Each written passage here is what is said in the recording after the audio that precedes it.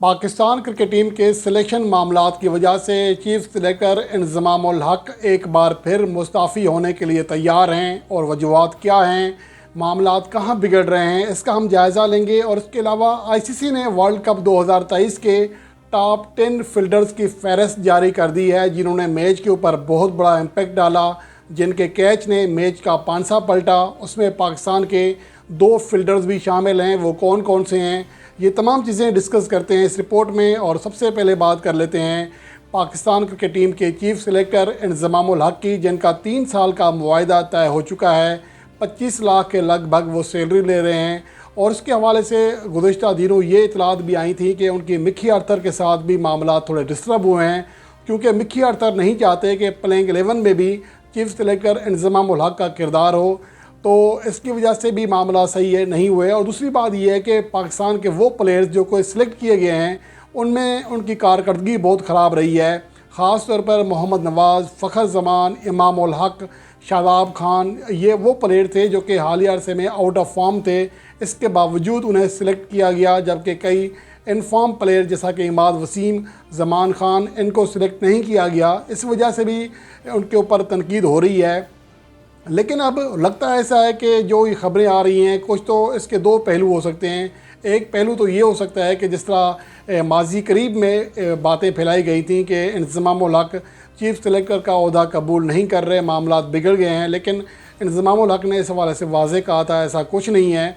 तो इस तरह की चीज़ें सामने आती रहती हैं। कुछ एक मीडिया ग्रुप है, बल्कि 2 मीडिया ग्रुप हैं, उनके 3 से 4 सहाफ़ी इंज़माम उल हक के ऊपर हमेशा प्रेशर डालते हैं जब भी वो चीफ सिलेक्टर बनते हैं, या इससे पहले जब भी वो पाकिस्तान टीम के कप्तान तक रहते हैं, उनके ख़िलाफ़ हमेशा महाज़ खुलता रहा है।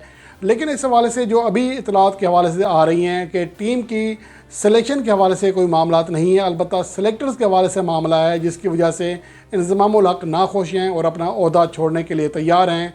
और वो हैं पाकिस्तान की अंडर 19 टीम के हेड कोच की तकरीरी, जहाँ पर वो मोहम्मद यूसुफ को लाने का प्लान कर रहे थे कि वो हेड कोच होंगे तो हमारे नौजवान खिलाड़ी जो हैं ज़्यादा ग्रूम होकर ऊपर आएंगे।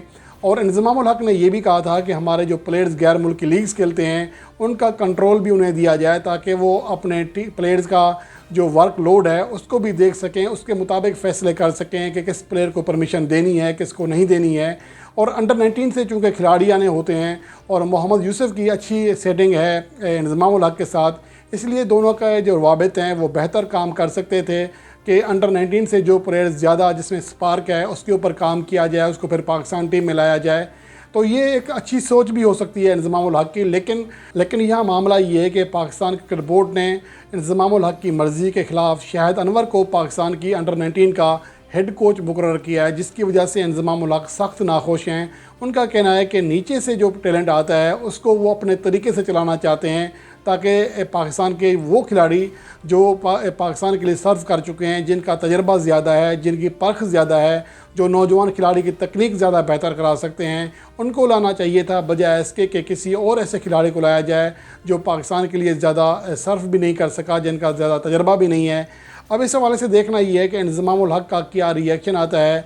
तो दूसरी जानिब ये भी है कि जब पाकिस्तान टीम की अगर कारकर्दगी अच्छी नहीं होगी, यकीनन इंज़माम उल हक के ऊपर भी प्रेशर होगा। हो सकता है कि वो एक तीर से 2 शिकार करना चाह रहे हों कि इस मामले की आड़ में वो इस्तीफ़ा भी दे दें। लेकिन अभी तक जो इतलात आ रही हैं, सिर्फ एक मीडिया ग्रुप रिपोर्ट कर रहा है कि ये ऐसा माहौल बना हुआ है कि इंज़माम उल हक छोड़ने वाले हैं, लेकिन फ़िलहाल किसी और ज़राए से इस बात की तस्दीक नहीं हुई है।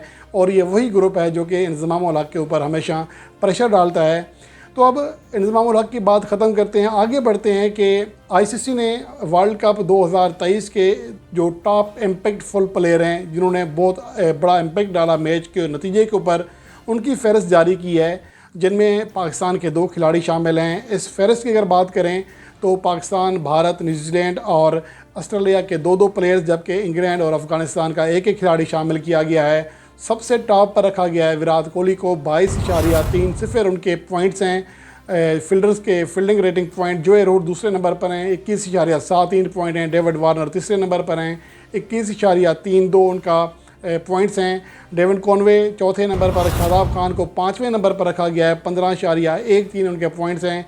जिसके बाद ग्लेन मैक्सवेल 6ठे नंबर पर, 7वें नंबर पर रहमत शाह, 8वें नंबर पर मिचेल स्टार्क, 9वें नंबर पर फ़खर जमान, जबकि 10वें नंबर पर ईशान किशन शामिल हैं। और अब तक अगर देखा जाए तो भारत ने सबसे कम कैच ड्रॉप किए हैं, सिर्फ 2 कैचेस ड्रॉप किए हैं, 10 कैचेस पकड़े हैं, जिसका मैच के ऊपर बहुत बड़ा इम्पैक्ट पड़ा है।